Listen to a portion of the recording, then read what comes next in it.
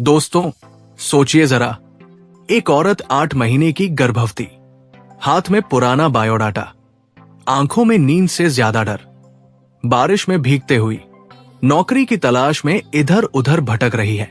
कोई उसे रख नहीं रहा, कोई कहता तुमसे काम नहीं होगा, कोई कहता घर जाओ और बच्चा संभालो। लेकिन आज उसे एक बड़ी कंपनी का पता मिला है।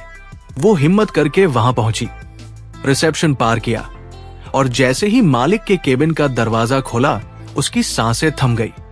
सामने उसका तलाकशुदा पति। क्या वो उसे नौकरी देगा या फिर एक बार फिर जिंदगी से बाहर फेंक देगा? आखिर इस घटना के पीछे का रहस्य क्या है, ये तो आप वीडियो को अंत तक देखकर ही समझ पाएंगे। इसकी शुरुआत होती है सुबह की हल्की बारिश से। गली की टूटी सी सड़कों पर पानी जम गया था। ठंडी हवा के झोंके पुराने घर की जर्जर खिड़कियों को हिला रही थी। उस छोटे से कमरे में एक पुराना पंखा घिसट घिसट कर घूम रहा था और नीचे कोने में लकड़ी की अलमारी पर रखी चाय की केतली से भाप निकल रही थी। कमरे के बीचों बीच एक औरत धीरे धीरे झुककर अपनी चप्पल पहन रही थी। उसके चेहरे पर थकान की गहरी लकीरें थी। पेट पर हाथ रखा हुआ था, जो अब साफ साफ बता रहा था कि उसका कोख में जिंदगी पल रही है। वो थी राधिका, सिर्फ 28 साल की, लेकिन बीते सालों के बोझ ने उसे वक्त से बहुत आगे पहुंचा दिया था। खिड़की के बाहर बारिश की बूंदें ऐसे गिर रही थी जैसे आसमान भी किसी दर्द में रो रहा हो। राधिका ने पुराना दुपट्टा सर पर डाला, पर्स में कुछ सिक्के डाले और बाहर निकालने लगी। दरवाजा बंद करते वक्त उसकी नजर दरवाजे पर लटके एक पुराने फोटो फ्रेम पर पड़ी। फोटो में वो और एक आदमी खड़े थे। दोनों मुस्कुरा रहे थे। वो था गोपाल, उसका पूर्व पति, जिससे उसने प्रेम करके शादी की थी और जिसने उसे जिंदगी के सबसे कठिन मोड़ पर छोड़ दिया था। 3 साल पहले दिल्ली की भीड़ भरी सड़कों में एक छोटे से कैफे में उनकी पहली मुलाकात हुई थी। गोपाल एक मार्केटिंग कंपनी में सीनियर था और राधिका उसी कंपनी में नई ज्वाइनिंग हुई थी। काम के सिलसिले में बातें शुरू हुई, फिर चाय कॉफी, फिल्में और आखिरकार शादी। शादी के बाद शुरुआत में सब अच्छा था, लेकिन धीरे धीरे हालत बदलने लगी। गोपाल का बिजनेस डूबने लगा। पैसों की तंगी ने रिश्ते की बुनियाद हिला दी। छोटी छोटी बातों पर झगड़ा और एक दिन गुस्से में गोपाल ने कह दिया, तुम मेरी किस्मत की सबसे बड़ी गलती हो। उस रात बिना कुछ कहे राधिका अपना छोटा सा बैग लेकर के मायके चली गई। लेकिन मायका भी अब उसका नहीं रहा था। माँ बाप पहले ही चल बसे थे और भाई भाभी भी। उसकी मौजूदगी बोझ लगने लगी थी। कुछ हफ्ते बाद कोर्ट में तलाक हो गया। गोपाल के चेहरे पर कोई भाव नहीं था और राधिका ने भी बिना आंसू बहाए कागज पर दस्तखत कर दिए। अब 8 महीने की गर्भवती राधिका अकेली थी। कोई सहारा नहीं, सिर्फ एक पुराना कमरा, कुछ बर्तन और उसके पेट में पल रहा बच्चा। मां बनने का सुख भी उसके लिए एक जंग जैसा था। उस दिन बारिश में निकलते वक्त उसके मन में सिर्फ एक ही बात थी, मुझे नौकरी चाहिए, चाहे जो कुछ भी हो। पहला ठिकाना पास की एक बेकरी। वो अंदर गई, मैनेजर से मिली, लेकिन उसने पेट की तरफ देखकर हंसते हुए कहा, मैडम, यहां केक उठाना पड़ता है, आपसे नहीं होगा। दूसरा ठिकाना सिलाई का छोटा कारखाना में। वहां मालिक ने कहा, बेटा, जब बच्चा होगा तो छुट्टी होगी, हमें ऐसे लोग नहीं चाहिए। तीसरा ठिकाना पर गई। एक किराना दुकान पर दुकानदार ने बिना देखे ही मना कर दिया, तुम्हें घर पर आराम करना चाहिए, काम नहीं। हर जगह से मना सुन करके उसके कदम और भारी होते जा रहे थे। बारिश थम चुकी थी, लेकिन उसके भीतर का तूफान बढ़ रहा था। बस स्टैंड पर थकी हुई राधिका बस स्टैंड पर बैठ गई। हाथ से पेट को सहलाते हुए उसने धीरे धीरे से कहा, बेटा, मम्मी हार नहीं मानेगी, हम दोनों जीतेंगे। इतने में उसके बगल में बैठी एक बुजुर्ग महिला ने पूछा, बिटिया, इतनी बारिश में कहां जा रही हो? राधिका ने मुस्कुराकर कहा, काम ढूंढ रही हूं अम्मा। अम्मा ने सिर हिलाकर कहा, काम मिलेगा, बस हिम्मत मत छोड़ना। अचानक अम्मा ने उसे एक पते का कागज दिया। यहां जा, एक बड़ी कंपनी है, मालिक सख्त है, पर अगर दिल छू जाए तो काम दे देता है। राधिका ने कागज जेब में रखा और वहां जाने का निश्चय किया। ऑफिस के गेट पर अगले दिन वो उसी कंपनी के गेट के सामने खड़ी थी। दिल धड़क रहा था, आंखों में डर भी था और उम्मीद भी। रिसेप्शन पर जाकर उसने कहा, मैं नौकरी के लिए आई हूं, प्लीज मालिक से मिलने दीजिए। रिसेप्शनिस्ट ने शक की नजरों से देखा। मैडम, हमारे बॉस बहुत सख्त है, पता नहीं रखेंगे भी या नहीं। लेकिन फिर भी कुछ मिनट बाद उसे अंदर बुला लिया गया। केबिन का दरवाजा खुला और जैसे ही उसने सामने देखा, दिल जैसे रुक गया। वो वही था गोपाल, उसका पूर्व पति। केबिन का दरवाजा खुलते ही जैसे वक्त थम गया। राधिका के हाथ में पकड़ा बायोडाटा कांपने लगा और उसके भीतर किसी ने जैसे पुराने जख्मों पर नमक छिड़क दिया हो। सामने बड़े से टेबल के पीछे बैठा था गोपाल, वो आदमी जो कभी उसकी दुनिया था और जिसने उसकी दुनिया तोड़ी थी, उजाड़ दी थी। गोपाल ने चश्मा उतारा, ऊपर से नीचे तक देखा और हल्की सी भवें चढ़ाई। तुम? आवाज में हैरानी कम, ठंडापन ज्यादा था। राधिका ने गहरी सांस ली और आंखें मिलाकर कहा, हां, मैं नौकरी के लिए आई हूं। गोपाल ने कुर्सी पर पीछे झुकते हुए एक धीमी हंसी छोड़ी। तुम नौकरी? इस हालत में उसकी नजर सीधे राधिका के पेट पर थी। कुछ पलों का सन्नाटा, लेकिन राधिका के भीतर तूफान उमड़ रहा था। उसे याद था कैसे 3 साल पहले गोपाल ने गुस्से में कहा था, तुम मेरे लिए सिर्फ एक बोझ हो। आज वही बात जैसे हवा में तैर रही थी। हां, इस हालात में राधिका ने जवाब दिया, क्योंकि मेरे पेट का बच्चा मोहताज नहीं होगा और मैं भी नहीं। गोपाल ने फाइल उठाई, बायोडाटा पर नजर दौड़ाई और बोला, हमारी कंपनी में सख्त नियम है। यहां काम करने के लिए पूरी तरह फिट होना पड़ता है। और इज्जत देने के लिए राधिका ने सीधा सवाल किया। गोपाल ने नजरें फेर ली। कुछ देर बाद उसने ठंडी आवाज में कहा, देखो, मैं तुम्हें यहां सिर्फ इसलिए नहीं रख सकता क्योंकि तुम मेरी। मत कहना, राधिका ने बीच में रोक दिया, मत कहना कि तुम्हारी बीवी थी। मैं यहां बीवी बनकर नहीं, एक इंसान बनकर आई हूं। बस काम चाहिए। गोपाल के चेहरे पर सख्ती थी, लेकिन दिल में कहीं एक हल्की सी चुभन भी उसे याद है। वो एक वक्त राधिका की हंसी पर मर मिटता था और कैसे आज हंसी पूरी तरह गायब थी। वो कुर्सी से उठा खिड़की की तरफ चला गया और कुछ देर बाहर बारिश को देखता रहा। फिर धीरे से बोला, एक हफ्ता मैं तुम्हें 1 हफ्ते का ट्रायल दूंगा। अगर काम संभाल लिया तो रह सकती हूं। राधिका ने हल्की सी मुस्कान दी, लेकिन उसकी आंखों में चुनौती थी।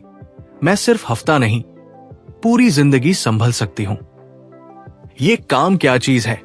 ऑफिस से निकलते वक्त राधिका के कदम भारी थे, लेकिन दिल में एक आग जल चुकी थी। ये नौकरी अब सिर्फ कमाई का जरिया नहीं थी, ये उसकी इज्जत की लड़ाई थी। वो जानती थी गोपाल उसे परखने वाला है, लेकिन उसे नहीं पता था कि आने वाले दिनों में ये ऑफिस सिर्फ काम की जगह नहीं, बल्कि पुराने रिश्ते और नए इम्तिहानों का मैदान बनने वाला है। सुबह के 9 बजे राधिका ने पुराने से दुपट्टे को ठीक किया और गहरी सांस लेते हुए कंपनी का दरवाजा खोला। पेट का बोझ और मन का डर दोनों उसके साथ थे, लेकिन चेहरे पर मजबूती की परत चढ़ी हुई थी। रिसेप्शन पर वही लड़की बैठी थी जिसने कल शक की नजरों से देखा था। उसने मुस्कुराकर के बिना कहा, मैडम, HR से मिल लीजिए, आपके काम का डिस्क्रिप्शन देंगे। ऑफिस का फर्श चमचमाता था, दीवारों पर मोटिवेशनल कोट्स लगे हुए थे और कंप्यूटर की क्लिक क्लिक के बीच एक अजीब सी औपचारिकता तैर रही थी। लेकिन राधिका को महसूस हो रहा था कि जैसे हर नजर उसके पेट पर अटक रही है। कुछ कर्मचारी आपस में फुसफुसा रहे थे, अरे ये तो प्रेग्नेंट है, ये काम कैसे करेगी? पता नहीं बॉस ने इसे क्यों रख लिया। HR मैनेजर श्रीवास्तव सर ने ठंडे स्वर में कहा, मैडम, आपको फाइल करनी है और मीटिंग के लिए डाटा तैयार करना है। टेबल पर मोटी मोटी फाइलों का ढेर था। कुर्सी पर बैठते ही पीठ में दर्द उठा, लेकिन राधिका ने बिना शिकायत काम शुरू कर दिया। दोपहर में जब वो वाटर कूलर पर पानी पीने गई तो पास में खड़ी एक जूनियर स्टाफ ने ताना मारा, दीदी घर पर आराम करने का टाइम नहीं मिला क्या? राधिका ने मुस्कुरा करके कहा, आराम तो जिंदगी में बाद में भी हो सकता है, इज्जत कमाने का टाइम अभी है। वो चुप हो गई, लेकिन उसके चेहरे पर हैरानी थी। शाम को गोपाल अपने केबिन से निकला और राधिका के टेबल के पास आकर के खड़ा हो गया। उसने देखा सारी फाइलें करीने से लगी है, डाटा भी तैयार है, लगता है तुमने मेहनत की है। गोपाल ने अनजाने में थोड़ा नरम स्वर में कहा, मेहनत तो करनी ही पड़ेगी। बच्चा मुझे देखकर कहे कि अगर उसकी मां हार मानने वालों में नहीं है, राधिका ने सीधा जवाब दिया। गोपाल कुछ पल चुप रहा, बिना कुछ कहे चला गया। दिन के अंत में मीटिंग में जब गोपाल ने डाटा प्रेजेंट किया तो क्लाइंट ने कहा, इंप्रेसिव वर्क, ये किसने तैयार किया? गोपाल ने एक पल सोचा, फिर हल्की आवाज में कहा, राधिका। कमरे में हल्की तालियां बजी। राधिका की आंखें भर आई, लेकिन उसने सिर्फ पहला दिन था और पहली छोटी सी जीत। लेकिन उसे नहीं पता था अगले दिन गोपाल उसे ऐसा काम देगा जो उसके लिए सबसे मुश्किल होगा। एक आउटडोर प्रोजेक्ट जिसमें घंटों खड़े रहना पड़ेगा और बारिश धूप दोनों झेलनी होगी। शायद ये उसके हौसलों को तोड़ने की आखिरी कोशिश होगी। मैडम, आज आपको साइट विजिट करने जाना है, राधिका ने चौंक कर पूछा। Site visit? हाँ, बॉस का ऑर्डर है। आपको क्लाइंट के प्रोडक्ट लॉन्च इवेंट में काउंटर एक्शन देखना है। पूरा दिन खड़े रहना पड़ेगा, बहुत सारा इधर उधर भागना पड़ेगा। एचआर के होठों पर हल्की सी मुस्कान थी, जैसे वो पहले से जानता हो कि ये काम उसके लिए मुश्किल है। राधिका समझ गई ये गोपाल की परीक्षा है। उसने बिना कुछ कहे बस सिर हिला दिया। ठीक है। साइट विजिट का दिन इवेंट सिटी के सबसे बड़े आउटडोर हॉल में था। चारों तरफ बड़ी बड़ी फ्लैक्स, लाइटिंग के तार और दर्जनों वर्कर्स भाग दौड़ में लगे हुए थे। तेज धूप माथे को चुभ रही थी और पेट का बोझ उसके कदम भारी कर रहा था। इवेंट मैनेजर ने आते ही फाइल थामी। मैडम, ये चेकलिस्ट है, हर स्टॉल का सेटअप देखना है, टाइम पर सब रेडी होना चाहिए। राधिका ने पानी की बोतल निकाल एक घूंट लिया और काम में जुट गई। हर स्टॉल पर जाकर के वर्कर से बात करती, सामान चेक करती, टाइम नोट करती। पेट में दर्द उठ रहा था, पीठ में दर्द उठ रहा था, लेकिन उसने रुकना मंजूर नहीं किया। दोपहर 2 बजे सूरज अब सिर के ऊपर था। पसीना उसके माथे से टपक रहा था। एक वर्कर बोला, मैडम आप बैठ जाइए, आपकी हालत में इतना काम ठीक नहीं। राधिका ने मुस्कुरा करके कहा, अगर मैं बैठ गई तो मेरे बच्चे को कौन बताएगा कि उसकी मां ने हार मान ली थी। शाम 5 बजे इवेंट का टाइम करीब आ गया था। क्लाइंट पहुंचा। चारों तरफ भीड़ थी। सारे स्टॉल, लाइटिंग और साउंड परफेक्ट थे। तभी गोपाल भी वहां पहुंचा। उसकी नजर सबसे पहले राधिका पर पड़ी, जो पसीने से तरबतर लेकिन पूरी शिद्दत से काम पूरा कर रही थी। गोपाल ने देखा वो थकी हुई थी, लेकिन उसकी आंखों में वही जिद थी जो उसे 3 साल पहले पहचानता था। क्लाइंट ने आगे बढ़कर के कहा, मस्त से गोपाल, इवेंट परफेक्ट है। ये किसने मैनेज किया? गोपाल ने कुछ पल राधिका को देखा, फिर भीड़ के सामने कहा, ये हमारी टीम की नई मेंबर राधिका। तालियां बजी, लेकिन इस बार गोपाल की नजर में एक अलग सी चमक थी। शायद सम्मान की, शायद गर्व की, या शायद किसी पुराने एहसास की। रात में जब ऑफिस में सब लोग जा चुके थे, राधिका फाइलें समेट रही थी। तभी गोपाल आया। तुमने आज अच्छा कम किया, राधिका ने बिना देखे जवाब दिया। काम तो करना ही था। ये नौकरी मुझे जरूरत से मिली है, एहसान से नहीं। गोपाल कुछ पल चुप रहा, फिर धीरे से बोला, राधिका, तुम्हें घर छोड़ दूं? राधिका ने उसकी तरफ देखा। मैं घर खुद जा सकती हूं। गोपाल, अब मैं किसी पर बोझ नहीं। उसकी आवाज में ठंडापन था, लेकिन अंदर कहीं एक हल्की सी टीस थी। गोपाल ने कुछ कहना चाहा, लेकिन शब्द जैसे गले में अटक गए हो। ऑफिस में एक बड़ी मीटिंग थी। कंपनी को करोड़ों का कॉन्ट्रैक्ट चाहिए था, लेकिन क्लाइंट बहुत मुश्किल इंसान था। गोपाल ने टीम को देखा। ये प्रेजेंटेशन कौन देगा? सब पीछे हट गए। तभी राधिका ने कहा, मैं दूंगी। गोपाल चौंका। तुम? हां, मुझे एक मौका चाहिए। गोपाल के मन में सवाल था, क्या ये वही राधिका है जिसे उसने 3 साल पहले कमजोर समझकर छोड़ दिया था? मीटिंग का दिन सुबह के 10 बजे बोर्डरूम में लंबा सा टेबल। दोनों की तरफ कंपनी के सीनियर लोग बैठे थे। सामने बैठे क्लाइंट मिस्टर अग्रवाल, जो डील के लिए मशहूर भी थे और तिकड़मी भी। गोपाल के मन में हल्की सी घबराहट थी, लेकिन चेहरा ठंडा रखा। राधिका ने लैपटॉप खोला, गहरी सांस ली और स्लाइड शुरू की। सर, ये सिर्फ एक प्रोडक्ट नहीं, एक जिम्मेदारी है। उसकी आवाज में नरमी भी थी और भरोसा भी। वो सिर्फ आंकड़े और ग्राफ नहीं दिखा रही थी, बल्कि हर बात को एक कहानी की तरह जोड़ रही थी। कैसे ये प्रोजेक्ट समाज में बदलाव ला सकता है, कैसे ये सिर्फ मुनाफा नहीं बल्कि भरोसा भी सिखाता है। क्लाइंट के चेहरे पर पहले शक्ति थी, फिर धीरे धीरे वो आगे झुक करके सुनने लगा। टीम के लोग भी चुपचाप देख रहे थे। ये वही महिला है जिसे कल तक शक की नजरों से देखते थे। प्रेजेंटेशन खत्म होने के बाद मिस्टर अग्रवाल ने पानी पिया और कहा, मिस राधिका, आपने मुझे सिर्फ आइडिया ही नहीं बल्कि एक विजन बेचा है। डील पक्की। कमरे में तालियां गूंज उठी। गोपाल के चेहरे पर एक दुर्लभ सी मुस्कान आई। Thank you Radhika. राधिका ने सर हिलाया। ये कंपनी की जीत है, मेरी नहीं। लेकिन अंदर कहीं उसका दिल कह रहा था, देख देखा गोपाल, मैं बोझ नहीं, ताकत हूं। उसी समय एक और तूफान। ऑफिस से निकलते वक्त अचानक तेज बारिश शुरू हो गई। गोपाल ने कार रोकी। बैठ जाओ, छोड़ देता हूं। राधिका ने मना किया, लेकिन तेज बारिश में सड़क पर खड़ा रहना मुश्किल था तो बैठ गई। गाड़ी में सन्नाटा था। गोपाल ने अचानक कहा, राधिका, शायद उस वक्त मैं बहुत कमजोर था, तुम पर गुस्सा उतारा, जबकि गलती मेरी थी। अनाड़ी से सब नहीं बदलता गोपाल। जिंदगी का हर घाव सिलाई से नहीं, समय से भरता है। गोपाल ने कुछ नहीं कहा, लेकिन उसके हाथ स्टीयरिंग और कस गए। 2 हफ्ते बाद जिंदगी का सबसे बड़ा मोड़ आया। सुबह ऑफिस में मीटिंग चल रही थी, तभी रिसेप्शनिस्ट भागते हुए आई। सर, मैम को अस्पताल ले गए हैं। गोपाल के हाथ से पेन गिर गया। क्या हुआ? लेबर पेन अचानक शुरू हो गया।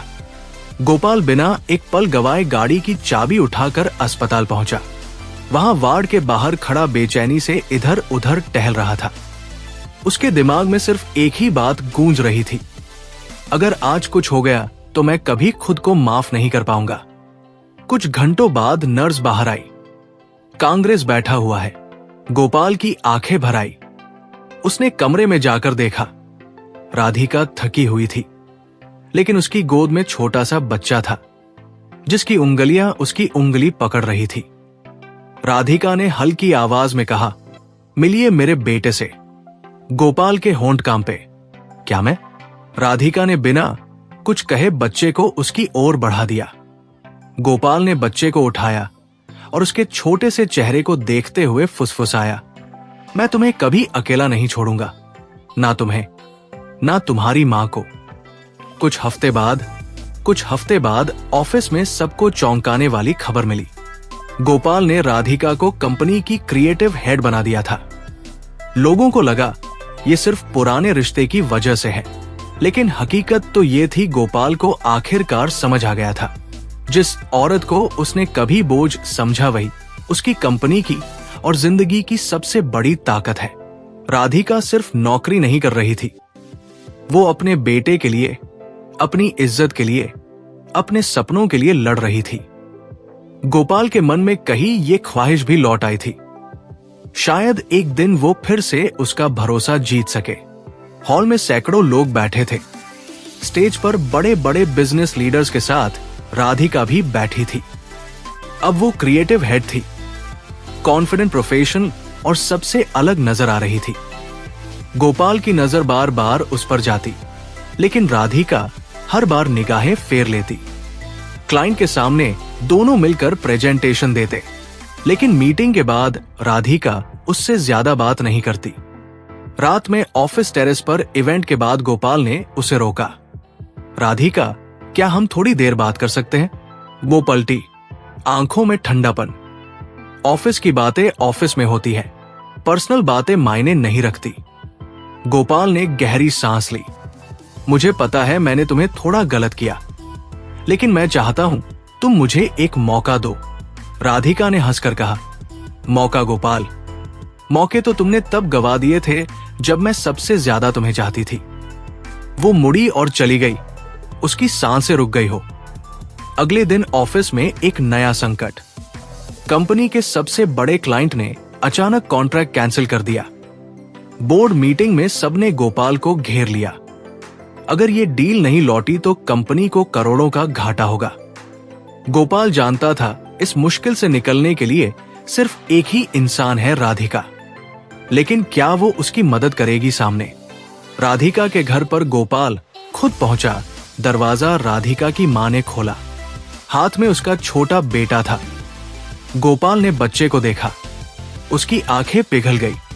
कैसा है मेरा मतलब? तुम्हारा बेटा? मां ने हल्की मुस्कान दी। तुम अंदर आ सकते हो। राधिका ड्राइंग रूम में बैठी थी, फाइल पर काम कर रही थी। गोपाल ने कहा, मुझे तुम्हारी मदद चाहिए। वो बोली और अगर मैं ना कह दूं तो मैं मान लूंगा कि मैं सिर्फ तुम्हारा बॉस हूं। कभी कुछ और था ही नहीं। कुछ पल की खामोशी के बाद राधिका ने फाइल उठा ली। मैं ये काम तुम्हारे लिए नहीं, कंपनी के लिए कर रही हूं। दोनों ने मिल करके डील वापस ली। क्लाइंट मीटिंग में राधिका ने अपनी पर्सनल स्टोरी सुनाई। कैसे उसने मुश्किल वक्त में खड़े रह करके हर चुनौती को पार किया और क्यों इस प्रोजेक्ट को कैंसिल करना सही नहीं होगा। क्लाइंट ने कॉन्ट्रैक्ट फिर से साइन कर दिया। मीटिंग खत्म होते ही गोपाल सबके सामने खड़ा हो गया। ये जीत मेरी नहीं, राधिका की है और मैं इस बात पर गर्व करता हूं। वो मेरी टीम का हिस्सा है। तालियां बजी, लेकिन राधिका का चेहरा भी सख्त था। कुछ हफ्ते बाद कंपनी की एनिवर्सरी पार्टी थी। हॉल में मीडिया, क्लाइंट और सैकड़ों मेहमान मौजूद थे। गोपाल स्टेज पर आया। आज मैं सिर्फ एक प्रोफेशनल उपलब्धि नहीं, अपनी जिंदगी का सबसे बड़ा सच भी बताना चाहता हूं। लोग चौंके। गोपाल ने माइक पकड़ा। मैंने 3 साल पहले एक औरत को छोड़ दिया था जो उस वक्त मेरी पत्नी थी। वो गर्भवती थी और मैंने उसकी ताकत को कमजोरी समझा। लेकिन आज वो औरत मेरी कंपनी की जान है और मेरे बेटे की मां। सारी नजरें राधिका पर टिक गई। गोपाल ने आगे कहा, राधिका, मैं तुमसे माफी नहीं मांगता। मैं बस ये कह रहा हूं कि अगर तुम चाहो तो मैं तुम्हारे साथ फिर से शुरुआत करना चाहता हूं। पूरा हॉल तालियों से गूंज उठा, लेकिन राधिका की आंखों में आंसू थे। वो स्टेज पर आई, गोपाल के पास खड़ी हुई और सिर्फ इतना कहा, शुरुआत करने के लिए माफी काफी नहीं होती।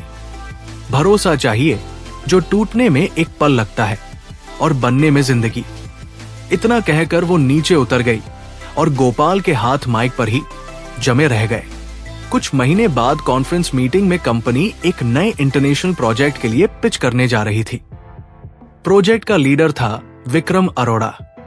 लंदन से आया हुआ था, स्मार्ट, कॉन्फिडेंट और बेहद शालीन। पहली मीटिंग में उसने राधिका के प्रेजेंटेशन देखी और कहा, मिस राधिका, आपकी सोच अद्भुत है।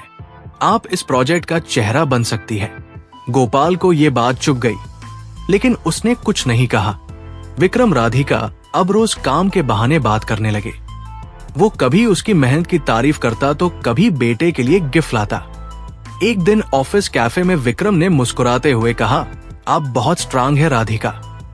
मैंने ऐसे लोग बहुत कम देखे हैं जो टूट कर भी इतने खड़े रह पाते हैं। राधिका ने हल्की सी हंसी दी। शायद जिंदगी ने सिखा दिया कि अगर खुद नहीं खड़े होंगे तो कोई खड़ा नहीं करेगा। ये सुनकर के विक्रम की आंखों में एक अलग चमक आई। गोपाल दूर से ये सब देख रहा था और उसके हाथ में पकड़ा कॉफी कप धीरे धीरे ठंडा हो गया।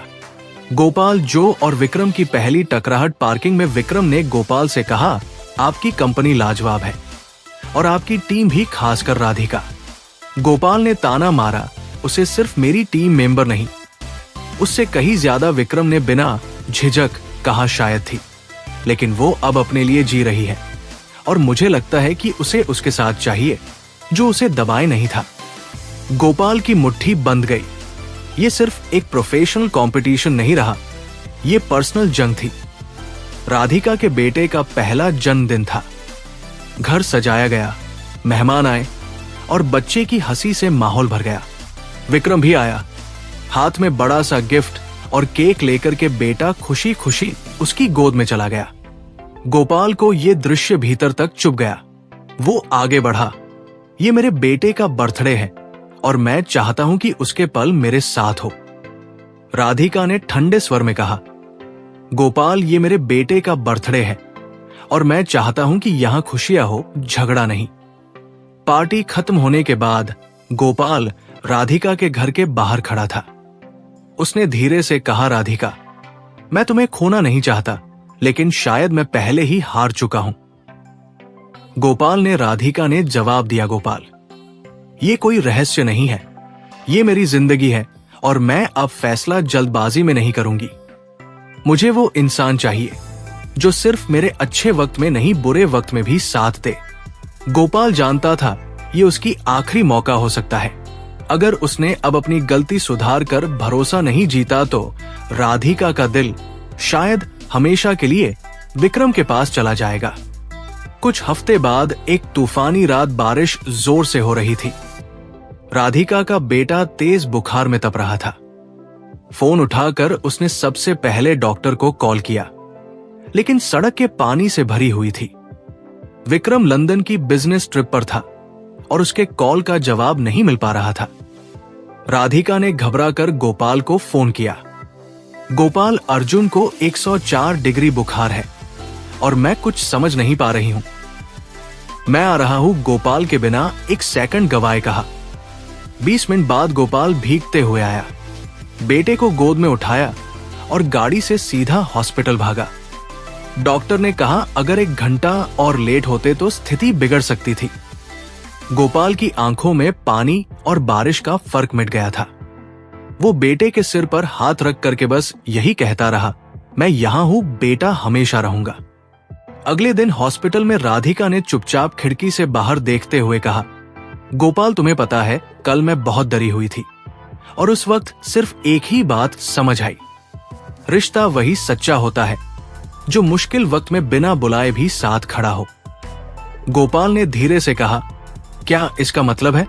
राधिका ने उसकी तरफ देखा। इसका मतलब है कि मैं अब अतीत को बार बार नहीं जीना चाहती। अगर हमें नया सफर शुरू करना है तो भरोसे से शुरू होगा, पुराने घावों से नहीं।